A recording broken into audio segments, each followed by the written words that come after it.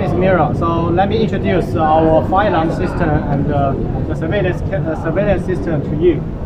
So this is our addressable control fire alarm control panel. So you will see that we have a different nodes like a smoke detector, heat detector, sound drop, manual call point, and repeater. So this is our fire alarm system. And on the top of here is a camera.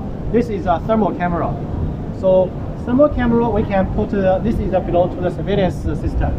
So in our solution we combine the fire alarm system and the surveillance system together. So make it become visible. So later I will show a demo about that.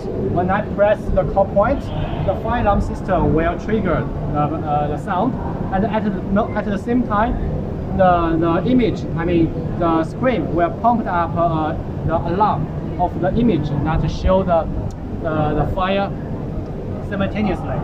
So let me show you. When I press the call point, you will see the repeater, the storm, the panel, is all above. And the image is pumped up. Yeah, I just turn off the sound, and you will see the people who sit in the control room.